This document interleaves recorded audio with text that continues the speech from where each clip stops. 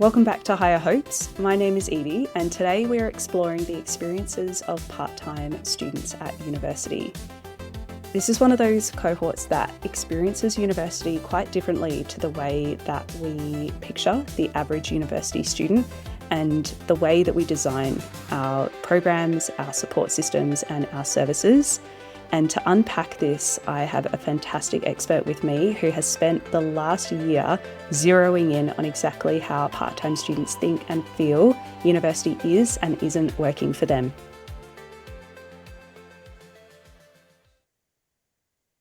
Associate Professor Kelly Linden is a 2025 Australian Centre for Student Equity and Success, or Access, Equity Fellow.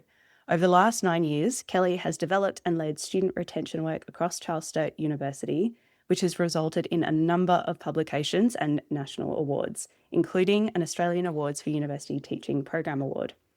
Her research interests are supporting part-time students, kindness, success and retention, with a particular focus on supporting students from equity backgrounds. Kelly, welcome to Higher Hopes. Thanks, Evie. Thanks for having me.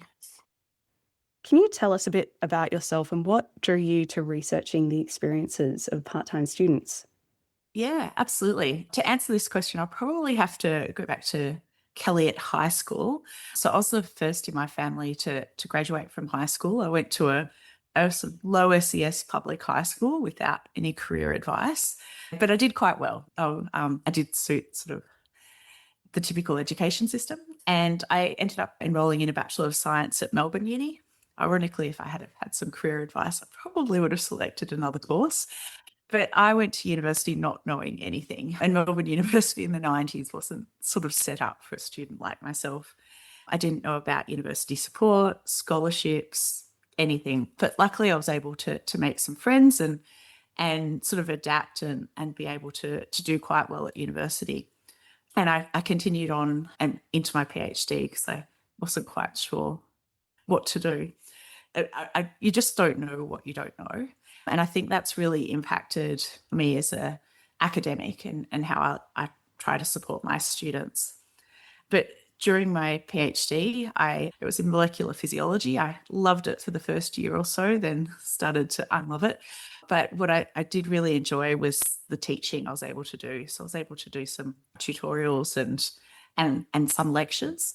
And I absolutely loved that. So at the end of my PhD, I was looking for a physiology lecturing role, and Charles Sturt University were advertising. At the time, I'd never even heard of Charles Sturt University. And I thought, oh, I'll go there for a couple of years and see get some experience. And that was 18 years ago. So I clearly haven't left. When I went to CSU, it really took me a year or two to realize that we have completely different students. Most of our students are studying part-time, studying online. The most common pathway for undergraduate students is through vocational education training. Most of our students are over 25. They're more likely to be a member of 3 equity groups than no equity groups. But then we have really similar policies to the group of 8 universities, even though we've got completely different students. I was able to adapt my teaching, but then when I moved into a leadership role, I was able to start to influence some of the policies around how we support our students. And I think that's where I started to realise why we've got completely different students to a group of 8 university, but the same set of policies. Why is that the case? And that's probably what led me here. Your observation of the difference in the student cohorts across those different universities and particularly university types is really interesting. And I think something that we talk about in the abstract a lot, but not about the kinds of specifics and what that means for the experience that students have. Did you want to put some detail alongside that, perhaps for students and academics who are from some of those group of 8 universities or universities that have a really different student cohort to you at Charles Sturt or similar unis?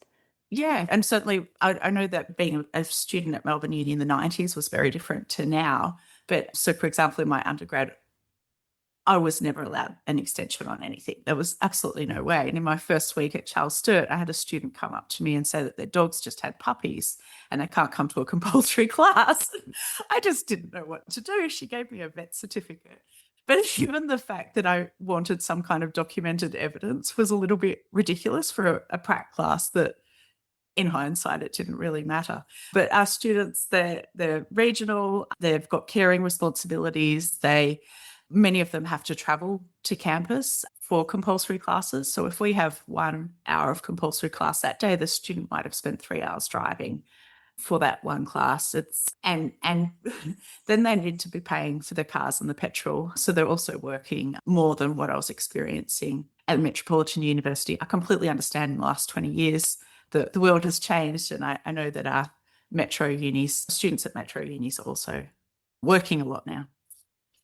Yeah, absolutely. Those kinds of students and their experiences that you're talking about are also some of the student cohorts that government are really interested in increasing participation at the moment. And so I think it's really important to get specific and to be really honest about the difference in those experiences. Now, I know your research findings in your fellowship are still preliminary at this point, but from your work so far, what are you hearing from part-time students about their experiences in 2025?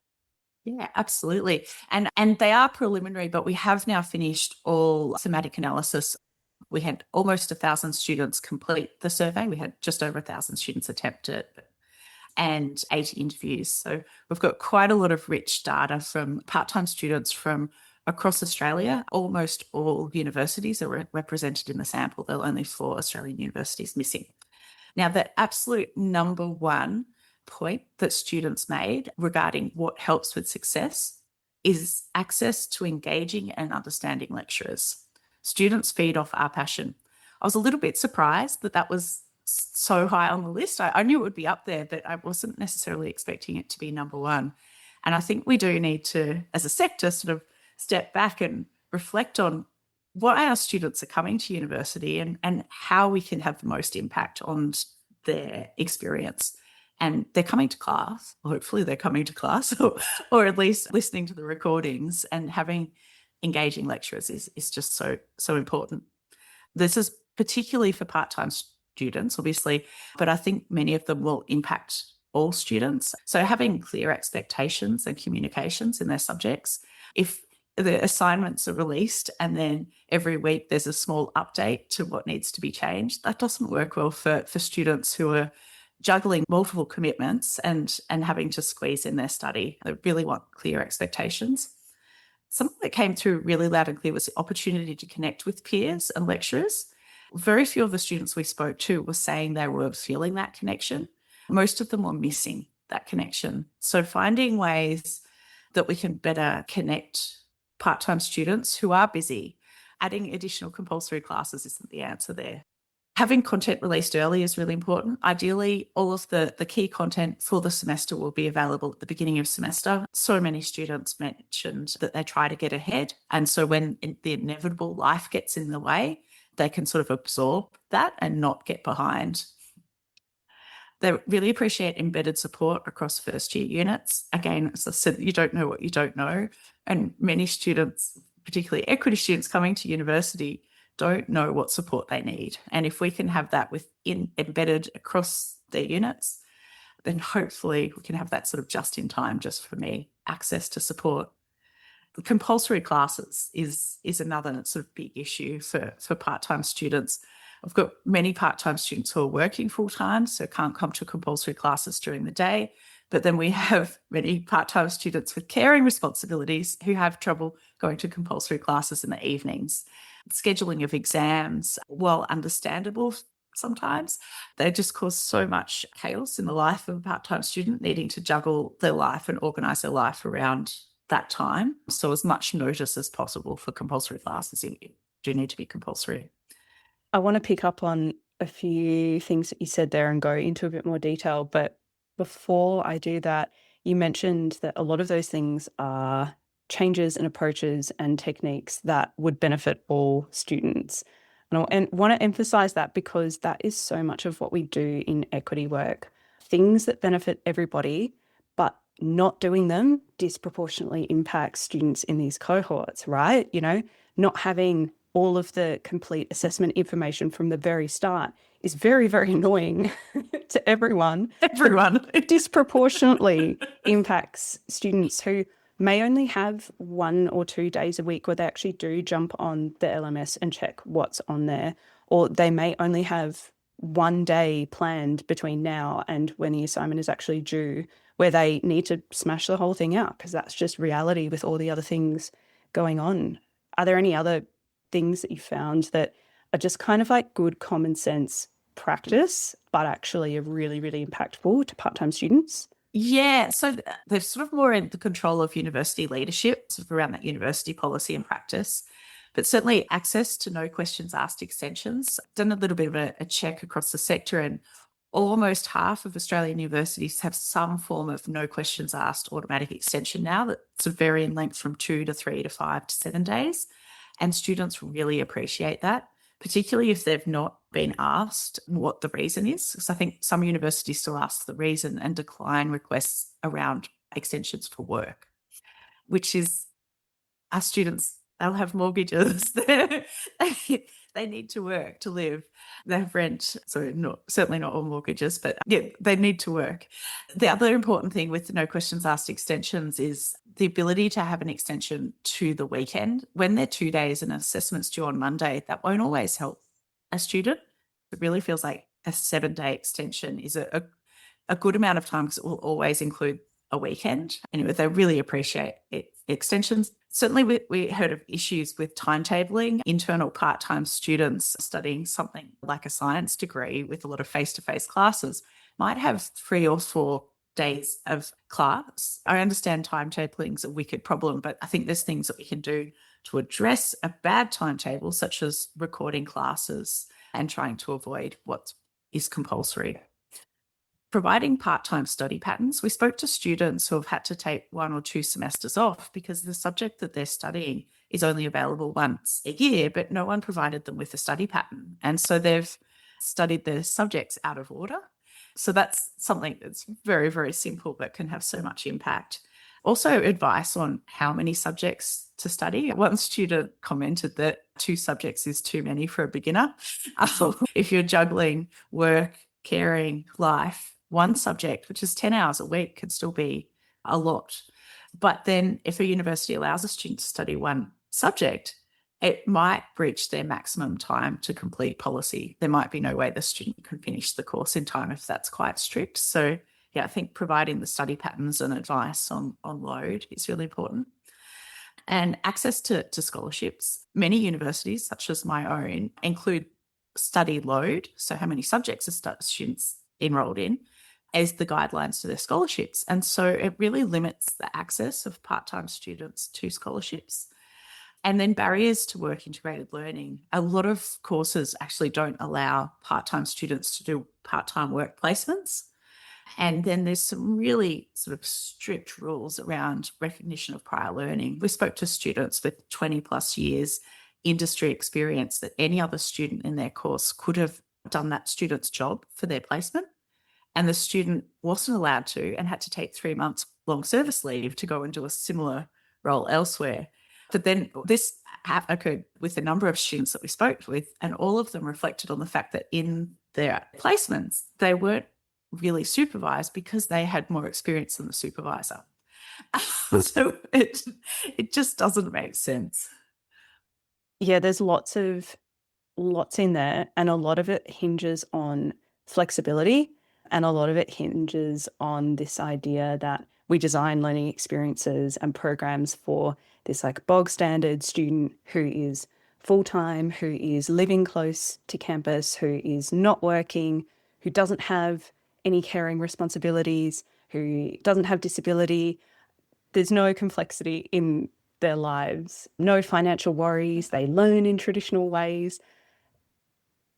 And it's not fair to characterize part-time students as students with complicated lives because they're actually just lives that reflect reality and aren't this imagined average that actually, when you look at student data, doesn't exist and potentially are more representative of the diversity of our population.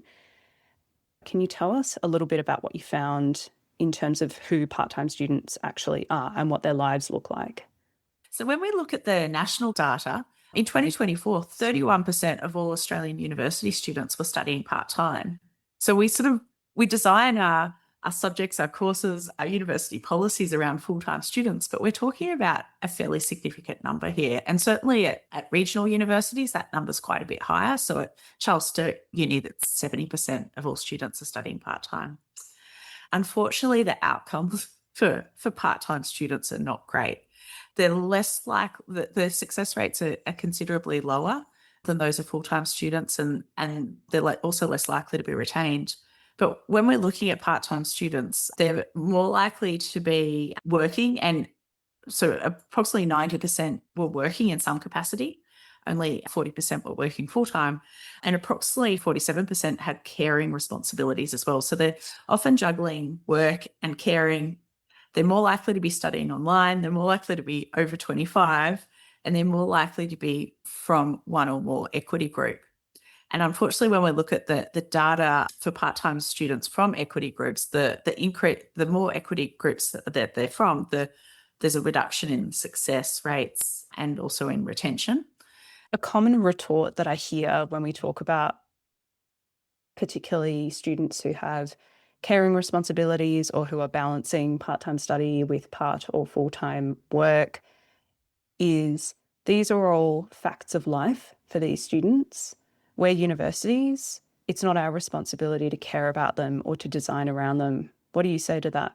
Oh, absolutely. And this is why I think we really need to be looking at our policies and redeveloping them, essentially put them in the bin and start again. We had students tell us that they've received a failing grade because they weren't given an extension because they've got a sick toddler. They have to look after their child. They can't not look after their child and focus on their assignment. And so they failed. I think that level of inflexibility, it might have been okay in the 1970s for full-time students, but yeah, it's just not okay at the moment. When we have these conversations about equity and designing for students in contemporary Australia, another thing that I hear commonly is it's much harder for students now. You know, there's a lot more going on. Life is harder. The economic conditions are more difficult. And back in the day, it was probably easier. You know, we didn't have all of these competing priorities and we could just be full-time students. And I think part of that is certainly true. Certainly, the economic conditions now are much more challenging for students, and certainly the cost of living crisis we're experiencing, and also the policy settings we have around student access to social support payments are shocking and create that pressure. But I also want to put a little bit of a critical lens on this argument that things used to be easier, because I think probably 20, 30 years ago, and certainly the student equity data that we do have would support this argument. A lot of the students who experience the kinds of barriers that we manage and tried to dismantle in equity work now, they just weren't there. They just weren't in universities. They weren't studying. I don't know where they were. I'm sure a lot of people can tell us now where they were at that time, and we can look back. But they weren't at universities because we weren't doing any of this work to actually try and make our institutions welcoming or to try and make our policies and programs work for these communities who experience additional barriers and pressures in their lives. So on one hand, yes, it is harder to be a student in 2025 than it was probably in 1975, but also our institutions were a lot less diverse and inclusive back then. And so we actually, as a sector, need to respond to the fact that our population has diversified and that our systems and policies need to respond to that. Oh, absolutely. Couldn't agree more. And I've really been putting a lot of thought into what policies are really providing barriers to students. So certainly extensions or lack of access to extensions, rules around scholarships, maximum time to complete. A lot of universities have quite a strict maximum time to complete, when I would be proposing to just change it to 10 years. Academic progress and the support for students policy. What are we actually doing when a student fails? Are we just sending them an email? There's so much that we can do to better support students who are not currently succeeding. And then rules around compulsory attendance. That would probably be my top 5. I know you and I have spoken before about the sorts of things that in university restructures and financial reprioritization that tend to suffer the most are taking away resources from classroom time, taking away a sessional academic here or this particular unit over here. But from what you were saying before about access to compassionate lecturers, access to teaching staff who understand, that's having a really big impact potentially on this cohort. What do you think? Yeah, absolutely. I think when we don't provide that compassion, we provide sort of that traditional classroom, students with complicated lives feel like they don't belong. They're not privileged school leaders, are Mm, they? I think the students we spoke with certainly they do have complicated lives and mm, they're juggling multiple responsibilities, but so are most people. They're mm. just not school leaders. Are they? And we do, yeah, we do. We design these programs for school leaders. We market them to school leaders. I've worked with prospective students in the past who have found it really difficult to get information from universities about what completing their program would look like and feel like, given that they are perhaps mature age or they are entering without year 12 completion or they have a significant amount of work experience but they don't really understand and there's not a lot of transparency around how that is actually assessed for the purpose of entering a university degree and eligibility. What do you think Yeah. that means for how we should be approaching part-time study design and policy? Absolutely.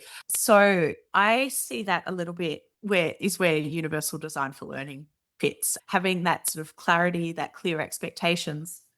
We want that in, or students want that in their subjects, but also in the admissions, in the admin systems. And they didn't come up as main themes, but certainly they were very, very important for some students, indicating, for example, the most difficult part of their study so far was completing the admissions form. So I think there's still a long way to go for really simplifying those and removing jargon. I want to come back to scholarships in a minute, and you're going to have to hold me back from crashing out on that particular policy issue. So we'll approach it together. But before I do, we've spoken in the past about how universities could be working together as an ecosystem to better support distance and part-time learners. And there's quite a lot of crossover between part-time study modes and distance or online study modes, which is why I sort of consider those together. Can you tell us about what you're proposing around universal facility access? Yeah, absolutely. Some students will be fortunate and live close to the university campus that are enrolled in. I live in a small town in northeast Victoria called Chiltern, which is quite close to Albury, the campus I work at. That's fine. But if I was studying at another university, I would have great facilities in Albury, but wouldn't be able to access them. And so what we're proposing and is that universities consider sharing some of their facilities with students who are enrolled at another Australian university. If you're lucky enough to live in a town with a regional study hub, you have some access to somewhat what's similar to what I'm proposing here. So some great resources. But for example, if you live in Darwin and want to study a course that's not offered at Charles Darwin University, there's no regional study hub because there's a university, but they have limitations on who can access the library, certainly out of hours, for example. And certainly speaking with part-time students, many of them don't have a place to study at home. And so if they're not living near the university that they're enrolled in, they're missing out on those facilities. It makes so much sense and would be so impactful across so many different student cohorts. Thinking about my own experience studying my master's mostly part-time, I was studying online via Deakin University. I live in Canberra. I'm surrounded by university campuses, and yet I can't go and walk 15 minutes up the road to ANU and press print on something. And these are all publicly funded institutions that are all working towards very similar policy goals around higher education. We're looking for efficiencies across the sector. This seems like a really, really obvious one to be able to join up the different facilities across this national network of incredible infrastructure that we have that would tick so many boxes from a higher education policy perspective to support student engagement, participation, reduce duplication. I'm sure there are ways to use student data and postcode data to work out kind of where the heat maps would start to be in terms of reciprocal access, but it just has so much potential. Absolutely. And certainly in the post-COVID world, our Albury campus isn't as vibrant as we'd like. I think everyone would like more students on campus, even if they're enrolled at another university. Absolutely. There are clearly a lot of policy and government levers that influence the experiences of part-time students. If you were Minister for Education for a day, what would you change straight away based on what you've heard from part-time students? I think I'd very much enjoy being minister for the day. Now, the very first thing I would do, work with the state governments to change the legislation for public transport discounts to be based on mode, not load. States provide free public transport to the football, yet part-time on-campus students pay full fare, and it's not fair. We spoke to students who are studying on campus 3 or 4 days a week that don't qualify for public transport discounts, that in Sydney and Perth are paying approximately $300 a month. In Sydney, that would be half price if they were studying full-time, and in Perth, that would be free. So I think that would be the absolute first thing that I would do. The next thing is stop taxing part-time scholarships. At the moment, I think a lot of people aren't aware that all university scholarships, as well as PhD stipends, need to be declared on the tax return of part-time students, but not full-time students. It just doesn't seem to be fair. It would be earning such a small amount of money, but having so much impact on the lives, particularly a part-time PhD student. There's reasons that student's going to be studying part-time, and it's probably not because they're earning a six-figure salary. And yeah, you're just sort of taking away that access to study from students. It comes from such a outdated assumption about why people study part-time. Like traditionally, you would be studying part-time because you're working full-time, or who knows if that was ever really the case.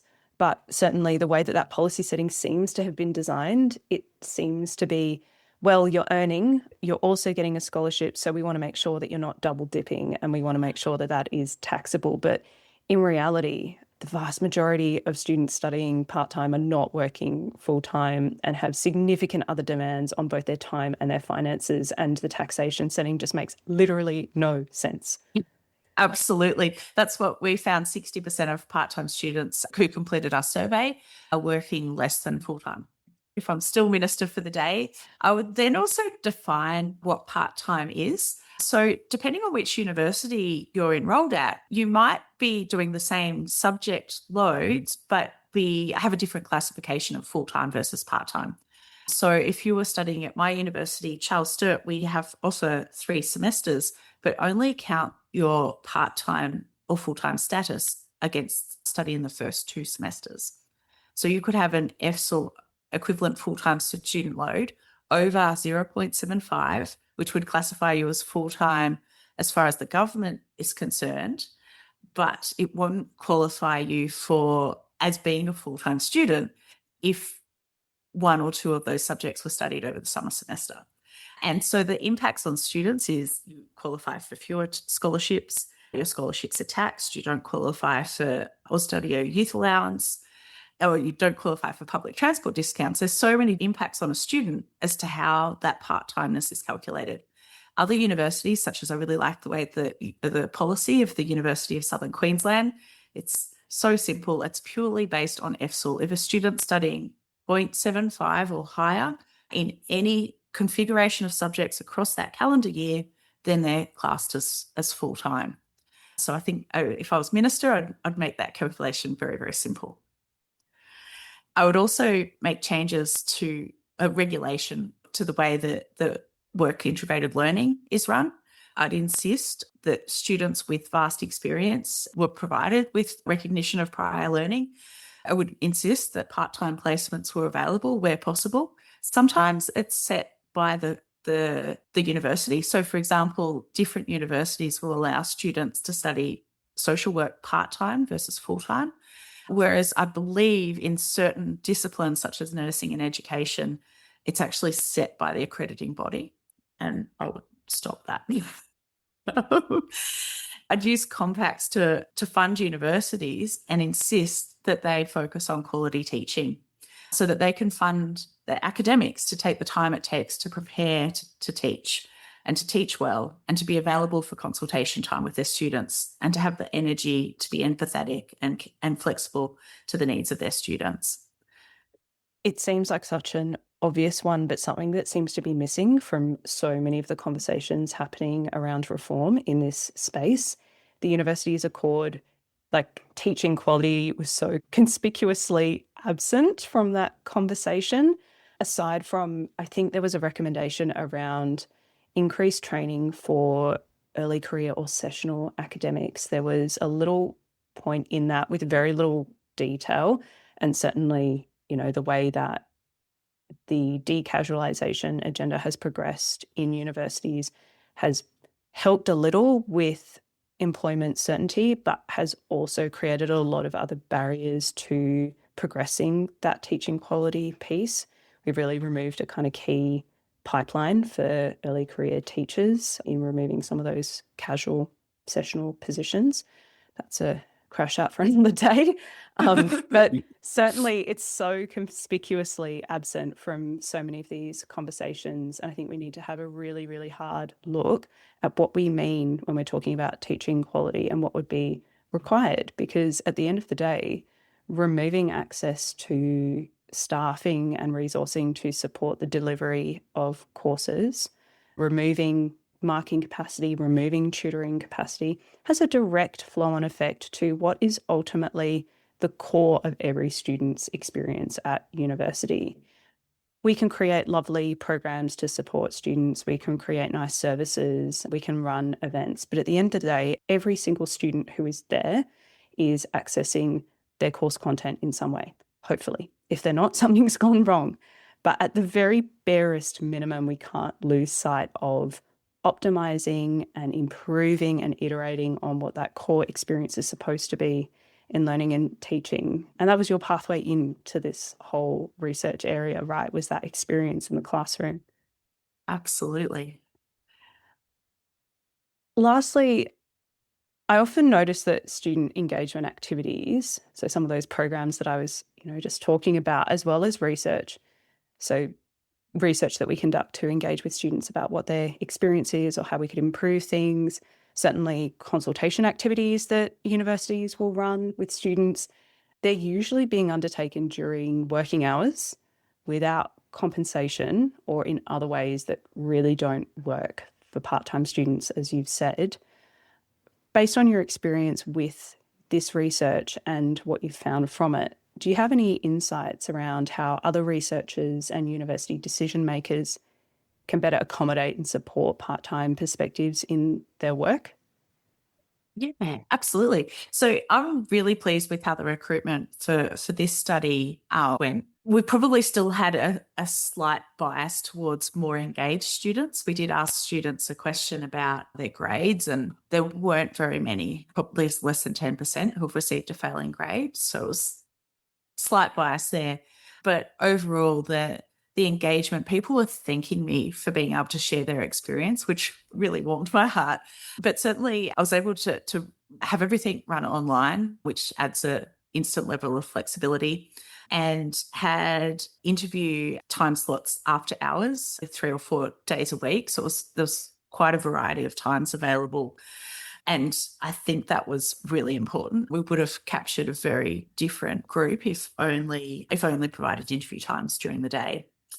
I also really strongly believe where possible we should be providing compensation for students' times. Now, ideally, the only thing I would have loved to have changed with my study design was to include an option for either a second interview or focus group or workshop to bring the students I met with back together to discuss the project findings. I think that would have really improved the richness, but I've only thought of that in the last month and my project ends in February, so there's no chance of that happening. But just for future considerations.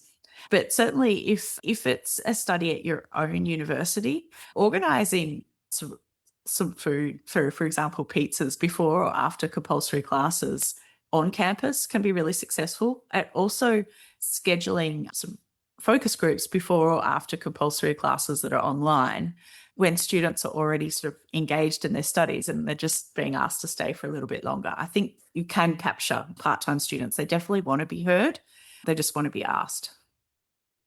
Any part-time students who are listening at the moment, or anyone who knows part-time student who you can send this conversation to, I'm sure Kelly would be keen to hear your reflections on some of those findings. So you can send them through via the podcast contacts. I'll also make sure that Kelly's deets are in the show notes, because I think this is one of those conversations that we really need to continue having, continue reminding university decision makers as well as policy decision makers that part-time students exist, and that this way of characterizing their experience as half a student, as 0.5 EFSOR, doesn't make any sense and doesn't serve students, doesn't give them access to the kind of supports and services that they should be entitled to.